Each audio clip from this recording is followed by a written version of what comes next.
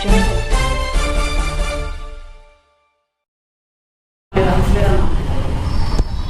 आदाब। मैं फरमान खान, आप देख रहे हैं न्यूज़ प्लस। आज हम मौजूद हैं दासना देहात ग्राम पंचायत कार्यालय में सेक्रेटरी साहब अमित पांडे जी के साथ,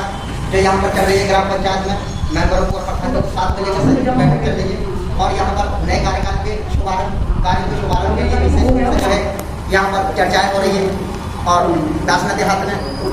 विकास को लेकर, स्कूल को लेकर, पार्कों को लेकर, आंगनबाड़ी और तमाम जितने भी सरकारी संस्थान हैं सभी को लेकर और उन्हें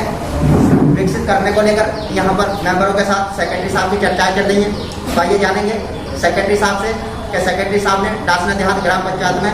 क्या नए कार्यकाल को शुभारंभ किया है। नमस्कार। अभी जैसा कि आप देख रहे हैं कि अभी हम लोगों की ग्राम पंचायत की बैठक सभी जो नवनिर्वाचित हमारे सम्मानित ग्राम पंचायत सदस्यगण हैं उनके साथ में चल रही है और ये हम लोगों के लिए बड़ी अपार खुशी की बात है कि हमारे यहाँ पर जो भी नवनिर्वाचित सदस्य आए हैं ये वास्तव में इनके अंदर विकास कार्य को लेकर के एक जुझारूपन है और जितना हमें आशा है कि हम सब मिल करके ग्राम प्रधान जी, हमारे ग्राम पंचायत सदस्य और हम मिल करके ग्राम पंचायत दासना देहात की एक विशाल आबादी जहाँ पर एक एक सदस्य भी लगभग 5-5, 6-6 के वार्ड से होकर के बन के आता है और इतनी विशाल आबादी में निश्चित रूप से विकास की बहुत अधिक संभावनाएं हैं, लोगों को आशाएं भी बहुत अधिक हैं और निश्चित रूप से हम लोग इन सब मिल करके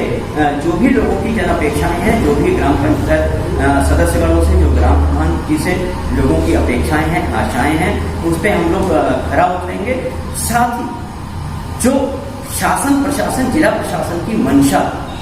और उसके अनुरूप हम लोग काम कराते हुए हम प्रशासन शासन के दिए हुए दिशा निर्देशों के क्रम में आगे बढ़ेंगे और सभी कार्यों को सुचारू रूप से कर पाएंगे। सबसे पहले जो जिला प्रशासन की मंशा को हम लोगों को मैंने सभी सदस्यों को अवगत कराया है कि जैसे अभी कोरोना काल चल रहा है और ऐसे में तीसरी लहर आने की भी संभावना है, तो उसकी पूर्व तैयारी पहले ही कर लेने से हम लोग शायद तीसरी लहर से एक एक घर, एक एक मोहल्ला, एक एक गांव जब तीसरी लहर की तैयारी कर लेगा तो निश्चित रूप से हम कोरोना की तीसरी लहर को भी से भी बच पाएंगे और हम तीसरी लहर को अपने यहाँ पर प्रवेश नहीं करने देंगे। साथ ही स्वास्थ्य, चिकित्सा, स्वास्थ्य और शिक्षा, पर्यावरण संरक्षण, तो हमारे कुछ ऐसे महत्वपूर्ण बिंदु हैं जिनकी ओर अभी तक हमारा ध्यान नहीं जाता था और जिसमें हम लोगों को ज़्यादा ध्यान देना है, क्योंकि रास्ते, नालियाँ, इन सब के काम तो लगातार सदा चलते रहते हैं, होते रहते हैं। लेकिन जैसे भूगर्भ जल का दोहन बहुत अधिक बढ़ गया है, तो भूगर्भ जल के जल संरक्षण के क्षेत्र में लोगों को स्वच्छ और सुरक्षित पेयजल के लिए लोगों को उचित और उसके अनुरूप शिक्षा और न सिर्फ शिक्षा बल्कि उनके कौशल का विकास। इसी प्रकार से जो हमारे यहाँ श्रम शक्ति है ग्राम में, उन श्रम शक्ति का बिल्कुल उनके श्रम शक्ति में जो उनका हुनर है उसके अनुरूप हम लोग उनको काम दिलवा पाए सब मिल करके। और जो भी शासन प्रशासन की योजनाएं राज्य सरकार के द्वारा, केंद्र सरकार के द्वारा जो योजनाएं चल रही हैं, हम उस योजनाओं का लाभ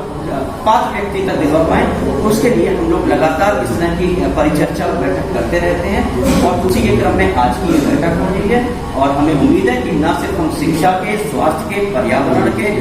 रास्तों के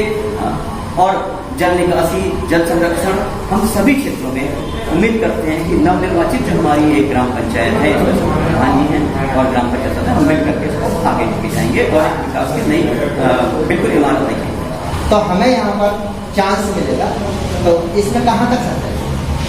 निश्चित रूप से सरकार ने अभी कौशल विकास मिशन की योजना चली है, उसके अलावा मुख्यमंत्री श्रम शक्ति योजना है और केंद्र सरकार के द्वारा भी इसमें योजना संचालित की जा रही है, जिसमें जो जिस भी कार्य में पारंगत होगा, हुनरमंद होगा, जैसे कोई धोबी हो सकता है, कोई अपने बाल कटिंग के नाई का काम कर सकता है, हुनर कोई का काम हो सकता है, कोई कारपेंटरी का कर सकता है, कोई वेल्डिंग का काम जानता हो,